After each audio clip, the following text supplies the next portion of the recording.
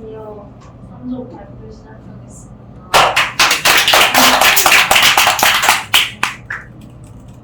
저희는 청소년들의 감정 표현을 위한 첫걸음이라는 주제로 프로그램을 구체화시키는 시간을 가졌는데요. 2차는 이렇습니다. 먼저 저번 주 피드백에 대한 수정사항부터 들어가겠습니다. 첫 번째 심리국 장소는 원래 교실이었는데 교실에서 많은 일이 일어나고 그 학교 학생들이 많은 곳에서 하는 것은 옳지 않다는 피드백을 반영해서 연습실 대여를 하는 방향으로 수정했습니다. 두 번째로 대상 선정과 범위에 대해서도 수정을 했습니다. 원래 한반 학생들을 선정하기로 했었으나 이것도 심리국 장소와 같은 맥락으로 낯선 사람으로 대상을 모집하기로 하였고 원래 중 고등학생을 위한 프로그램을 만들 예정이었는데 후기 청소년까지 포함시켜서 중고등 대학생들까지 대상의 범위를 넓게 했습니다. 세 번째로 감정 조절이랑 표현이 맞는 것인가에 대한 피드백에 대해서 얘기를 해봤는데요. 감정 조절이라는 표현은 옳지 않다는 결과가 나와서 저희도 프로그램의 취지에 적합하지 않은 것 같아서 감정 조절 대신에 감정 표현으로 바꾸게 되었습니다. 그래서 저희 프로그램 이름이 건강한 감정 표현을 통한 청소년 자기 정서 재인식으로 바뀌었습니다. 다음은 한정 프로그램 구체화 및 실행 준비 단계에 대해서 말씀드리겠습니다. 먼저 관계 유형은 세계별로 다른 내용이 진행되지 않고 심리부로 올리기 위한 과정을 거치며 그 결과는 감정 표현에 대한 정서 재인식이라는 결과를 이해하고 있기 때문에 빌딩 블록총에 가깝다고 생각했습니다. 회계별 목표는 1회기 라포 형성 심리부 이론 학습, 2회기는 참여자들의 에피소드 공유하고 세 번째는 에피소드 하나를 선정을 해서 심리부 진행을 한 다음에 4회기는 테어리 단계 및 부정적 인식, 신념을 수정하는 수정을 하는 것을 목표로 잡았습니다. 그리고 저희 이 모든 1회기부터 4회기는 하루에 다 진행을 하기로 했습니다. 다음으로 저희는 상담 프로그램 구성안을 짜고 하는데요. 먼저 참여자 수준에 대해 말씀드리겠습니다. 개인적 요인부터 보시면 성별 무관이고 나이는 중고등 대학생. 그리고 직업 교육 수준은 학생 학년에 맞는 교육 수준을 입수하고 있는지 그리고 생활 양식과 생활 주기는 연령과 소속 학교에 맞는 양식과 주기를 가진 자이며 인지적 특성은 학년에 맞는 교육 과정을 따르는 문제가 없는 자, 그리고 정서적 특성은 정서 조절 인식과 표현이 익숙한 자를 요구합니다. 그리고 저희가 요구하는 환경적 요인에서의 참여자 수준은 개인 심리적, 가족적, 학교, 사회문화 차원에서 각각의 스트레스를 받고 있고 사회적 지지 등 측면에서도 스트레스를 받고 있는 참여자를 요구하고 또한 실질적으로 청소년 자신들에게 주어진 문제들을 해결하거나 성취하려고 하지만 성공을 실패하고 좌절감을 경험할 때 우울한 증상을 보이는 청소년은 부정적 자기 진술을 일반 청소년보다 지속적으로 우울한 증상을 보이는 청소년들이 부정적 자기 진술을 일반 청소년보다 지속적으로 많이 한다고 보고가 돼 있고 부정적인 자본적 사고를 많이 한다는 것에서 이러한 감정에 대해서 부정적인 생각을 많이 하는 청소년들을 대상으로 했습니다. 그리고 마지막 사회문화적 배경으로는 학창시절 입시에 전념했으며 까다로운 사회화 학습을 강요당하고 있고 대중매체의 영향을 크게 받고 특히 코로나가 유행하면서 의사소통의 기회 감소에 따라 더더욱 감정 표현의 기회가 줄고 있다는 특성을 보입니다. 그리고 프로그램에 대한 요구는 내부 분석과 심층 인터뷰의 결과를 참고했고 그래서 저희가 프로그램에 대해 요구하는 것은 자신의 감정 상태와 그 원인을 알기, 감정 표현의 정의 알기, 부정적인 감정 표현에 관한 인식 수정, 그리고 가상의 공간에서의 감정 표현을 통해 감정 표현에 대해 새로 알기입니다. 다음은 프로그램 수준입니다. 상담 전 단계에서 저희는 지원서 접수 오리엔테이션을 진행할 것입니다. 지원서 접수는 홍보물을 올리는 것과 동시에 시작하여 일주일 정도 모집 기간을 가질 것이며 지원 방법은 지원자가 가장 편하게 사용할 수 있는 방법을 택할 수 있게 다양한 방법으로 지원서를 받을 예정입니다. 질문 구성은 개인정보, 그리고 프로그램에 대한 기대 등을 간단하게 서술하는 것, 그리고 오리엔테이션 선호하는 날짜를 요구할 예정입니다. 지원자가 모집이 되면 오리엔테이션 진행할 건데 일시에 따라 대면, 비대면 병행할 수도 있게 될 것 같습니다. 선호하는 날짜를 통해 대면, 비대면을 가장 좀 비슷한 시기에 진행할 수 있게 할 것이고, 오리엔테이션에서는 주로 학회 소개와 함께 프로그램을 소개를 할 것이며, 지원서 접수에서는 간단한 작성들만 요구했기 때문에 그 이후에 사전 동의서, 개인정보 활용 동의서 등의 참여 신청서를 당일에 파일을 공유해서 바로 제출하는 형식으로 진행할 예정입니다. 오리엔테이션은 30분에서 1시간 정도 진행될 것 같습니다. 다음 상담 진행은 저희 회기별 목표랑 비슷하게 진행이 될 것 같아서 참고해 주시면 감사하겠습니다. 저희가 현재 원하는 지도 방법은 이렇습니다. 긴장되고 두렵고 불안한 상황에서 나답게 할 수 있도록 지도하고, 새로운 문제 정책까지 나아갈 수 있도록 지도하며, 안전하고 편안한 상태가 될 수 있도록 지도하는 것을 저희가 지금 생각하고 있는 지도 방법입니다. 4회기에 상담이 종료되고 난 후에는 그날에 4회기가 끝나는 즉시 일단 만족도 조사를 진행을 할 것이고, 반복 학습에 대해서는 프로그램 종료되고 다음 날부터 일주일간 3줄 간단 감정 일기를 쓰게 하고, 일주일 뒤에 감정 일기를 쓰면서 느낀 기분, 그리고 자신의 변화나 현 상태에 관한 내용을 요구하여 저희 프로그램에 대한 평가를 진행할 것입니다. 그리고 마지막 지도자 수준입니다. 개인적 요인에서 지도자 수준은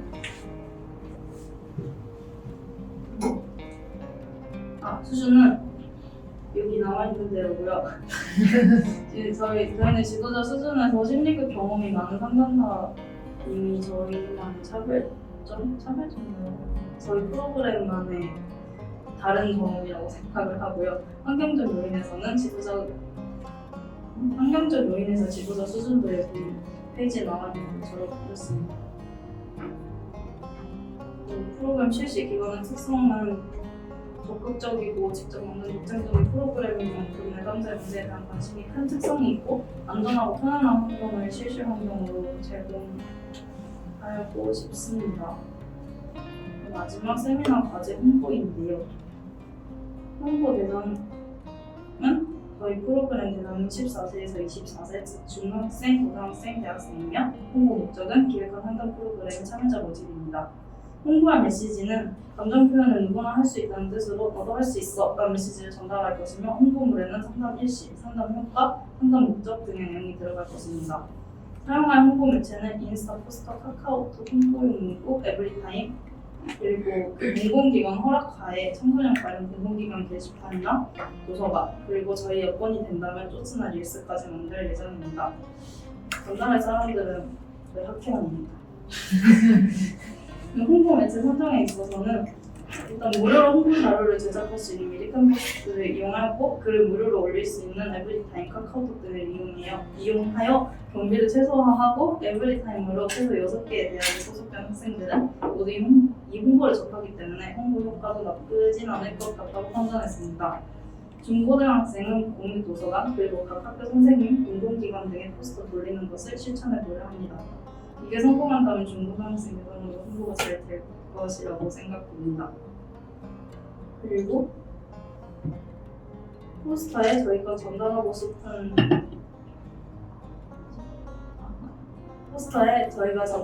메시지와 중요한 몇 가지 정보만 넣었기 때문에 명확한 내용을 신속하고 광범위하게 전달할 수 있을 것이라고 생각합니다. 감정에 관한 고민은 우리 모두가 한 번쯤 겪어봤고, 심리극이나 상담이라는 요소가 청소년들의 흥미를 유발시킨다고 생각합니다. 그리고 이미지 정보는 포스터, 참석 정보는 릴스, 쇼츠 활용 예정이며, 주요 매체는 포스터고 나머지 매체들은 보조 매체입니다. 저희 조의 포스터입니다. 그래서 저희 네이클로버와 초록색을 이용해서 딱 이 포스터를 보는 순간 마음이 편해지고 한눈에 들어오는 포스터를 제작했고, 첫 번째 포스터는 인스타 스토리랑 에브리타임에만 쓸 예정이고, 저희의 주 포스터는 이 6칸만 나눠진 두 번째 포스터입니다.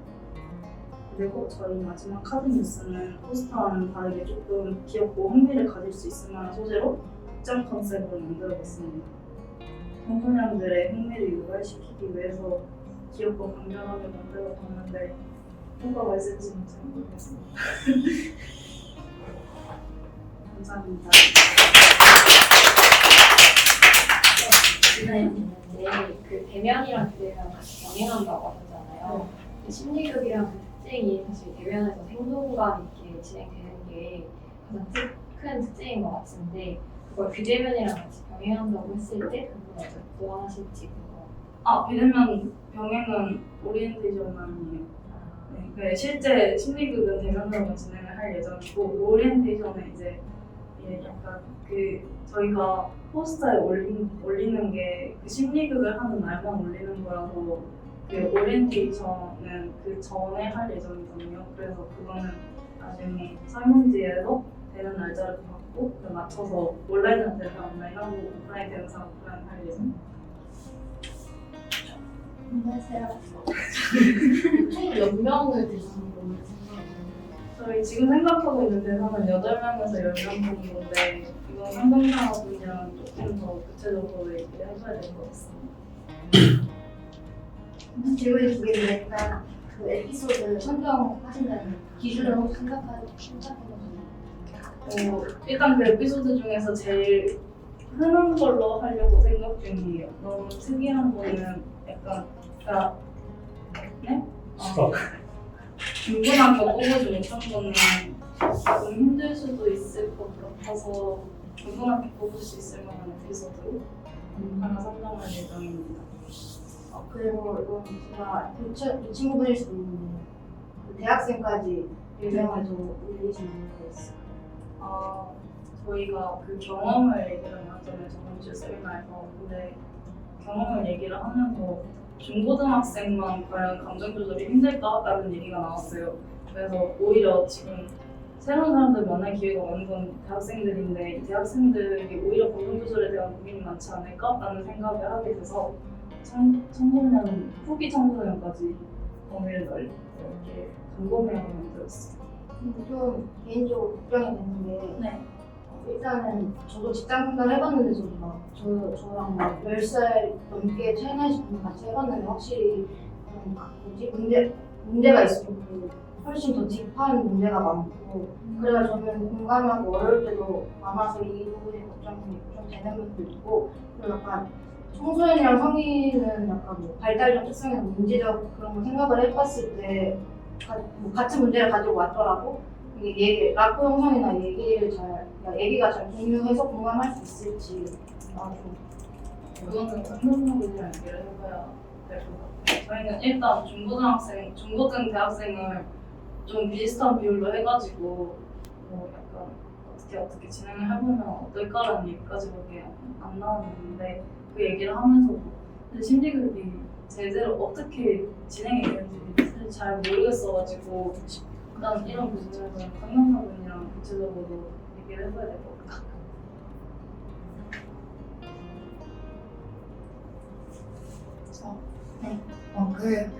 지원서 접수에서 오리엔테이션 진행할 성공하는 날짜 질문을 하신다고 했잖아요.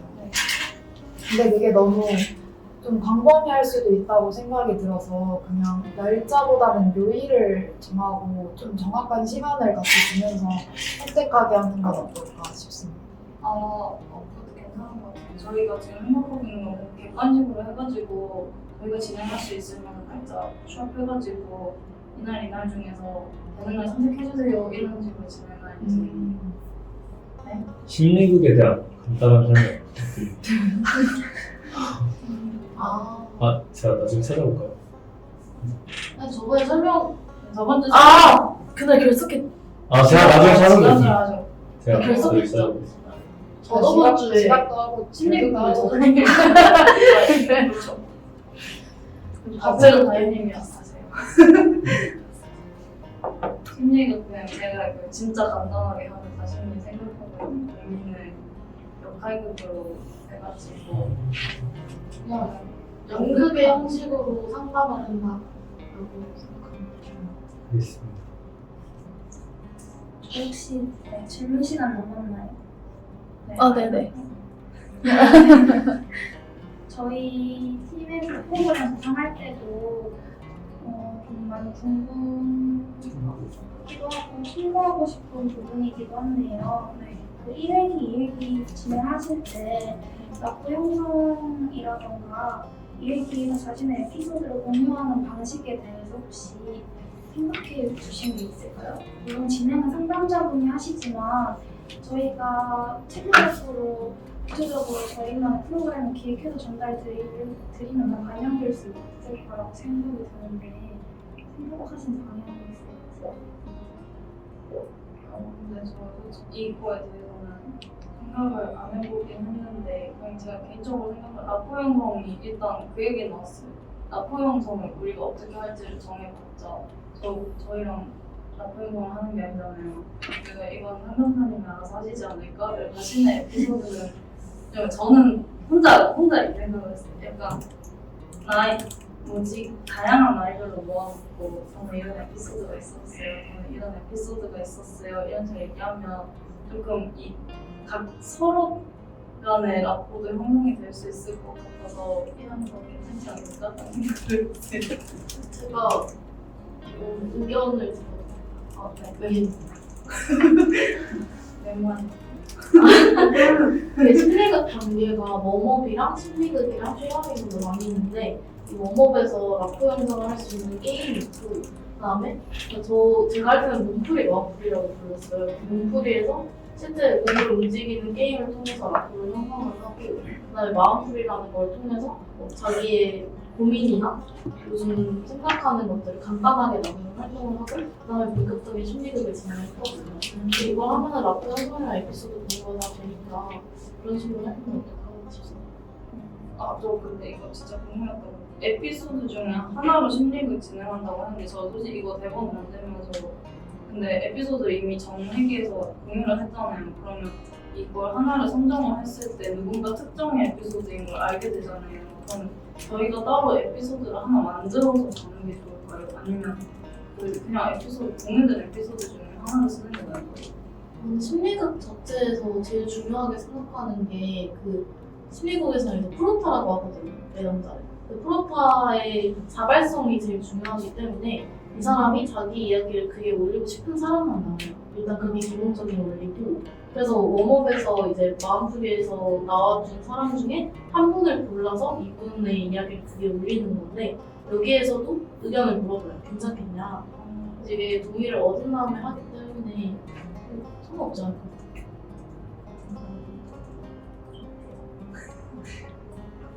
질문이나 피드백 있으면 계실까요? 그 에피소드 공유하는 게 좀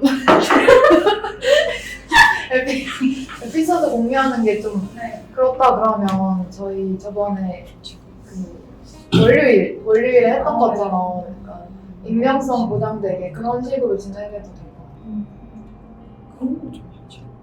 그러면 아예 그냥 지원서나 그 사전 동의서에서 자신의 에피소드가 그게 올라갈 수도 있는데 이 부분에 대해서 동의를 먼저 구한 다음에 회기를 진행해도 네, 그래도 되는 거. 어차피 그거 개인정보 활용 동의서랑 다 받을 거니까 그때 미리 이런 실제 이야기를 그게 올릴 수 있다. 괜찮으시냐?